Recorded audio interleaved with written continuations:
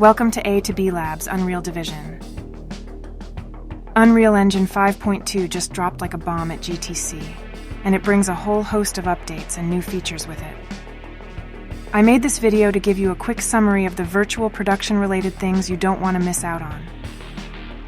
But enough chit-chat, let's get into this. First, I want to talk about the procedural content generation framework. In the live demo at the State of Unreal, a photorealistic truck crawls off-road through a lifelike environment densely populated with trees and lush vegetation built with Quixel megascans, and towering craggy rock structures using Quixel mega assemblies. The new in-editor and runtime procedural content generation framework, PCG, enables you to define rules and parameters to populate large scenes with UE assets of your choice, making the process of large world creation fast and efficient. The tools are designed to empower artists while drastically reducing the time it takes to create expansive, photogenic worlds. It will be released as an experimental plugin inside Unreal 5.2. Our tutorial video on it is coming soon, so subscribe if you don't want to miss it. Next on the list is MetaHuman Animator. MetaHuman Animator is a new feature set for the MetaHuman framework that enables developers to reproduce facial performance as a high-fidelity animation on MetaHuman characters. It's a tool that anyone can pick up and use, regardless of how much animation experience one has, and will still deliver AAA quality results. For instance, anyone looking to use the tech will be able to use their iPhone to capture a performance, before transferring its detail and nuance onto a MetaHuman in no time at all.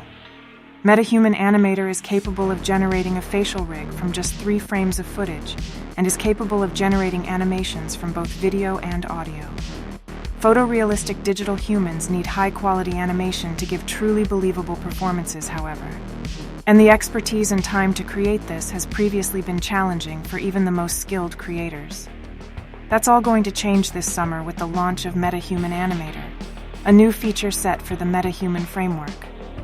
MetaHuman Animator will enable you to reproduce any facial performance as high-fidelity animation on MetaHuman characters.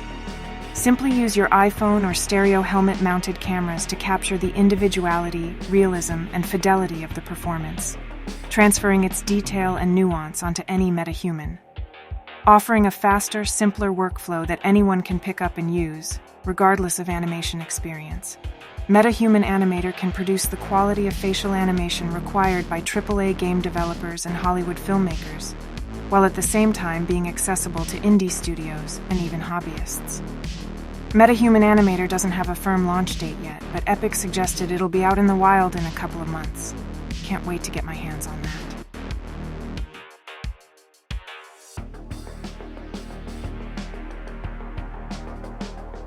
Last but not least, Unreal 5.2 Preview offers multiple improvements to virtual production workflows through new shot creation and scene control tools.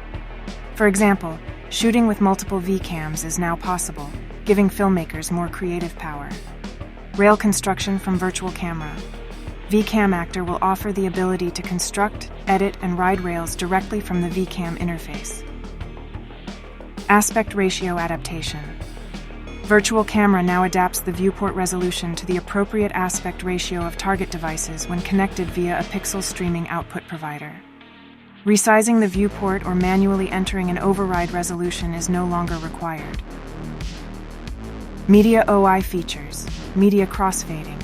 Custom crossfade logic between media tracks will be available in Sequencer.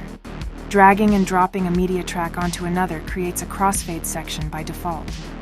Crossfade sections can be further customized with support for linear crossfades, custom keyframed logic, and material-based per-pixel crossfading. Media thumbnails. A new system that offers the ability to generate thumbnails for media source assets, the same way as textures and other assets currently do. The new system adds the ability to manually define frames for the asset thumbnail, allowing for easy later recognition. Media preview. Image sequences and video files can now be previewed in a similar manner as for texture assets. Operators can now automatically spawn a preview window when double-clicking on a file media source, playlist, or image media source assets. Of course, I will have straightforward guides and tutorials on each and every one of them. And that wraps it up. These are the most important virtual production updates and new features of 5.2 in a nutshell. I just can't wait to get my hands on it and deep dive into the preview. For more info on the release, check out the documentation and the Unreal presentation. You can find the links in the video description. Oh, and one more thing. In the future, expect more how-tos and quick guides from the lab, so don't forget to follow us.